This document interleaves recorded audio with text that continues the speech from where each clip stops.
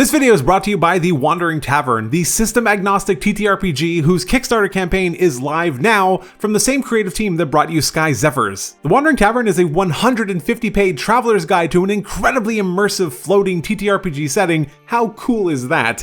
And it's absolutely packed with 15 giant battle maps, 33 NPCs, 30 plot hooks, 6 new plug-and-play Zephyrs, tons of magical items, illegal trades, downtime games, unique mechanics, and just so much more. Whether you're starting a fresh campaign or already have an established world, The Wandering Tavern is designed to fit seamlessly into your games.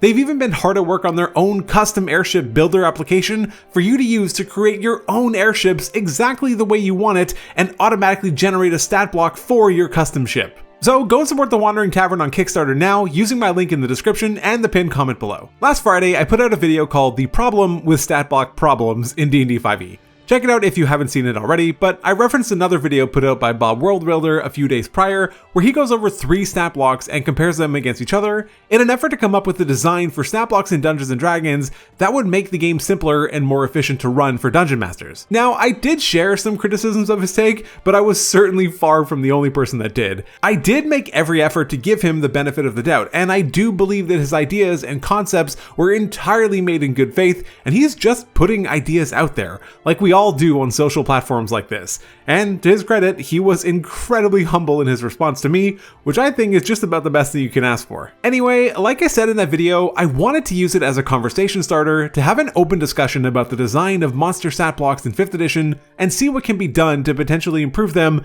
and make them easier and more efficient to use, since my channel is all about D&D design after all. So with that, we're going to be looking back at the 5e stat block and attempt to identify some areas for improvement. Then we'll take a look at the Flea Mortals version of the same stat block, and then I also want to look at Bob's proposed one as well. Lastly, I'm gonna put my money where my mouth is and present an alternative of my own. I will start off with a disclaimer that in no way am I trying to convince anyone here of anything. I'm not saying I'm right, like I said, this is all a discussion. The context that I'm basing this whole thing in is that of Dungeons & Dragons 5th edition, an incredibly popular mass market game that has fans that are extremely passionate about the game and every detail of it, and someone who just picked up the PHB for the first time yesterday, and everyone in between. I think it's easy to forget about how wide that spectrum is sometimes in our little bubbles here online. So my goal here is to try and think a little bit outside of that bubble, beyond my own table, and put myself in the shoes of the design team at Wizards of the Coast who are trying to cater to such a wide-ranging group of people. But on your game nights, do what is right for you and your table. I'm not here to tell you otherwise. This is more of a thought experiment than anything else. We'll start with the 5e stat block, and we'll be looking at the Goblin Boss again, since we have a good example from Flea Mortals as well to compare it to, and that was the stat block that started it all, so we may as well. Hey, I'm currently on a quest to hit 10,000 subscribers by the time that the revised 2024 D&D books release in September. So if you like what I do and want to help support me reach that goal, a sub to the channel would mean a lot. Shout out to all my members, Julian in the Champion tier, Jackal3 and Jumpy Sonic Bear in the Hero tier, Julio, Siren XY, and Brain Laborx in the Warrior tier. I couldn't do this without you guys, so click the join button to help support me for as little as $1 per month to get early access to new videos, priority replies, and just so much more. Thank you. Just looking at the stat block, this will immediately feel familiar to most of us. This is not only the tried and true stat block that we all know from 5th edition, but this one in particular is from the release in 2014, so it's as old as 5e itself. Now, the thing about tried and true is that it doesn't always mean great. It serves its purpose and works well enough, but that's not to say that it can't be better. So I think it's probably important to determine what the purpose of this stat block is and what its design goals likely are. Now, obvious caveat, I don't work for Wizards of the Coast, so this is obviously all speculation. But I don't think I'm going to say anything that controversial anyway. I'll be doing this for all the stat blocks that we'll be looking at today. As far as I can tell, the intent of the official 5e stat blocks are to deliver information to Dungeon Masters in a way that is both clear and detailed. They do make some assumptions about your level of knowledge, such as the fact that you know what dark vision is and understand basic mechanics like disengage or hide. But whenever anything wanders anywhere even close to the realm of not being a simple feature, they explain it with an ordinary language approach. The downsides here are that it can lead to stat blocks that are long-winded and repetitive. The upside though is that it allows one singular stat block to be simultaneously useful to both brand new dungeon masters and very experienced ones alike. Like I talked about in my previous video, just about everything on the stat block is designed with consistency and utility in mind. They went out of their way to ensure that the most common things that will come up when dealing with monsters is present on the stat block. They wanted it to be useful, useful both in and out of combat. They've created shorthand terms for every effect like nimble escape and redirect attack that we see here on the Goblin boss, despite the fact that they then explain it immediately afterwards and do so again and again every single time they appear on other stat blocks. This allows an experienced DM who knows the terms, and you will remember most of them the more that you play, to just read that defined term quickly and move on. But it also is there to provide a reminder if you forgot, or if you've just never seen it. This is the perfect example of the dual-purpose design that the 5e stat block is aiming toward. The major downsides are that writing everything out every single time does make the stat block wordy and a little bit longer. However, like I said earlier, this does almost feel necessary given its design intent. So it's up to you to decide if it's a downside or not. For me, I like it. I truly appreciated having all of that text there as I was learning and getting accustomed to the game, and now I just find it incredibly easy to skip over most of it, but I like knowing that it's there. So this one's on you. The biggest downside to me is one that doesn't actually show up in the Goblin boss stat block, but is a fairly common visual as your games go deeper into the late game. We'll use the example here of the Steel Predator stat block. It's definitely not the worst defender, but it certainly gets the point across. The big thing I'm looking at is the section with the resistances, immunities, and condition immunities. Once these start to fill up, it gets really chaotic really quickly, to the point that it can be easy to miss some despite having them all written out there. I know I've done that, and I'm sure that I'm not the only one. This would definitely be a priority on my list of things to resolve. The other thing is the creature's challenge rating. It doesn't need to be where it is. It's only adding more clutter to an already big mess. Finally, I would like to see a title added over the traits section to make it a little bit more clear what's going on and create more of a visual distinction. Overall, I do think that the standard 5e stat block is designed generally well. It's not perfect. There's certainly some tweaks that can be made to probably make it a bit more efficient and even easier to use, but given its intended design, I think it does a fairly solid job at delivering on both goals simultaneously without sacrificing too much in either direction. If we move on to the Flea Mortal stat block, it's pretty obvious that it is heavily inspired by the original 5th edition one, with some small tweaks to their personal tastes. It feels obvious to me here that the design goal of the stat block itself is largely the same as what we see from the monster manual. I think something that's important to distinguish here is that MCDM in Flea Mortals didn't just update the stat block. There's a lot more going on. They've also updated the monster's design. They've added traits like Crafty, they've added the command section and even a bonus action section and more. To be clear though, I am not evaluating the monsters based on their abilities, but rather just the presentation of the stat block itself, which does include how these abilities read and how their information is conveyed, but not whether the abilities are necessarily good or not. There was some obvious restructuring done with the Flea Mortals version of the stat block. Probably most obviously, the challenge rating and XP of the creature has been shifted to the top right corner. On a personal note, I like this move. It doesn't make the top section take up any additional lines, and it puts what is often superfluous but potentially useful information out of the way. Saving throws have been shortened to saves, and each one doesn't appear in all caps, and a new section for bonus actions has been added. It is worth noting that the bonus action section has been included in official releases since the stat block refresh that we got in the Wild Beyond the Witchlight in 2021. The last noteworthy change here also appears in the top right corner, where we see the word support. This has zero mechanical impact on the creature, but is instead intended to give the DM a better idea of how this creature was intended to be used in combat. Like I said, the design intentions here I think are largely the same from what we see from the WotC official releases. Everything is spelled out. There's still defined terms plus definitions. Everything that was present on the Monster Manual version is here and a little bit more. But it's that little bit more that makes it veer off from that goal a little bit, in my opinion at least. In Flea Mortals, there's basically no short stat blocks anymore. I know there are some, but they are few and far between. This was intentional though. The entire premise of the book is what MCDM calls action-oriented creatures. They wanted to make monsters that do things. This is why the Goblin boss has the Crafty trait. It's why it has new bonus actions and the ability to command. It makes the design of the monster itself feel so much more alive and dynamic, and I absolutely love that. But from a stat block perspective, when flipping through the book, it's hard not to feel some stat block fatigue. It's just a lot. And don't get me wrong, the designs are great and I do like what they've done, but remember that this isn't the focus of the discussion. Since so many of the terms that they've newly defined are unique to this book, it does start a whole new learning process even for experienced DMs, as you'll need to read everything again as you begin to learn those newly defined terms. I'm not saying that this is necessarily bad or that it's not worth it, I'm just saying that it adds a little bit to that barrier to entry for a stat block and makes it a bit more difficult to read through. But to their credit, the length is because they took that same plain language approach that Wizards of the Coast did to make it at least as easy as possible. Now, it is probably also worth mentioning that I don't think the intended audience for Flea Mortals is a brand new DM, but regardless, it's still something worth pointing out. If I'm choosing between the two though, the Monster Manual version or the Flea Mortals version, ignoring all the text and extra features and just considering the layout itself, I would give the edge to MCDM here. While they are similar, the structure just feels a bit cleaner and better organized. The few small tweaks that I would make to the Flea Mortal stat block would be to have that title over the trait section like I mentioned earlier, but also moving proficiency bonus. It's a useful piece of information to have, but not something that's referenced frequently enough to justify adding a line to the block, at least not in my eyes.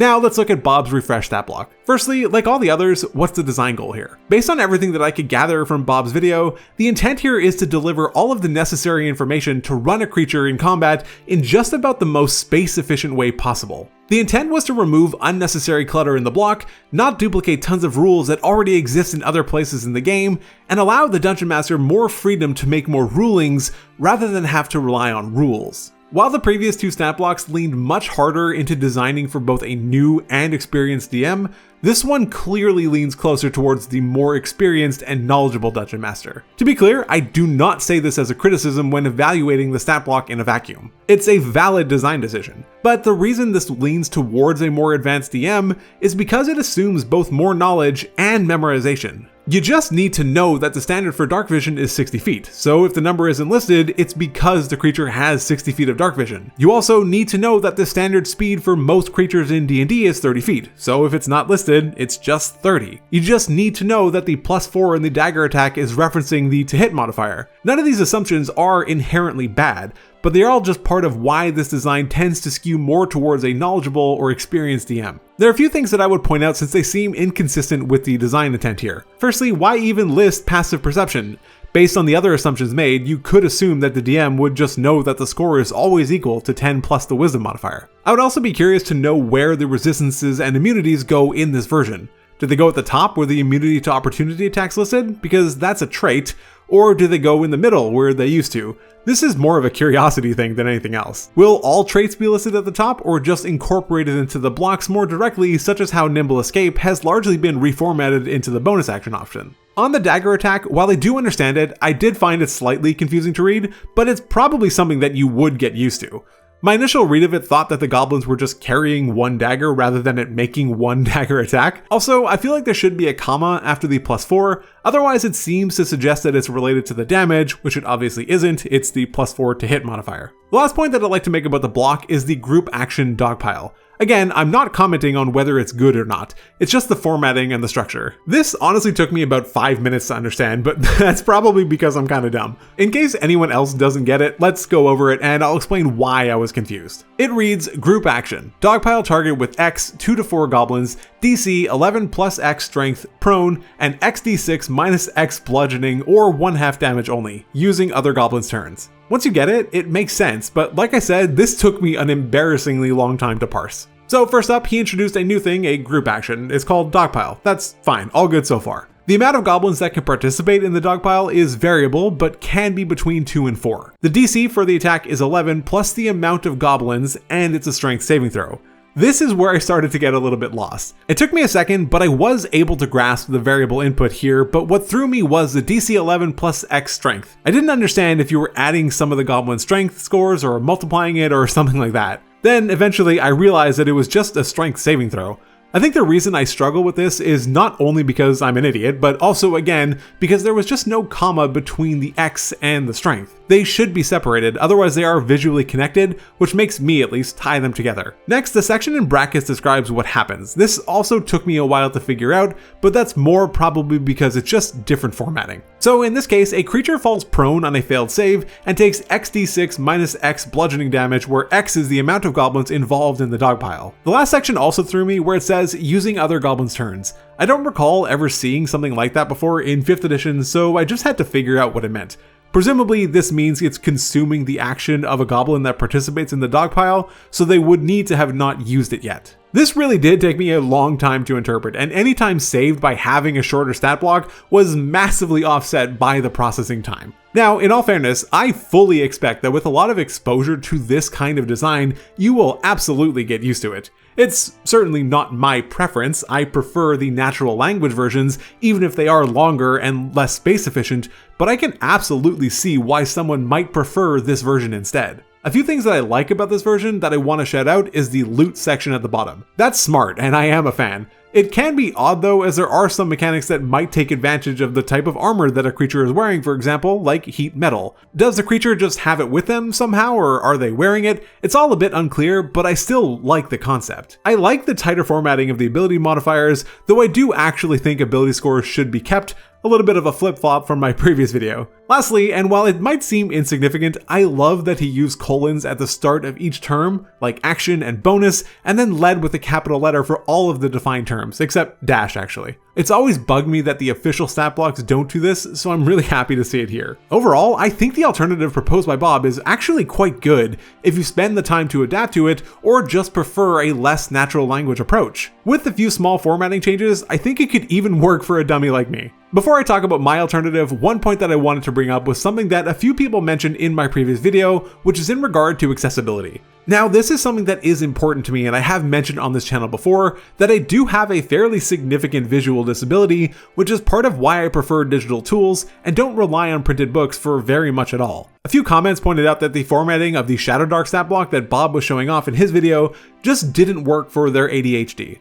Not having a clear section to latch onto and any obvious logical flow to follow, it made it very difficult for them to process it. Another visually impaired person mentioned how they use a screen reader to navigate stat blocks on D&D Beyond and have no issues with it. And though I don't use one now, I have used screen readers in the past. The formatting and structure of official 5e stat blocks is much more conducive to screen readers, as everything you need is listed in clear and predictable and repeatable manners. There's natural language to follow, and it's all simple to keep track of.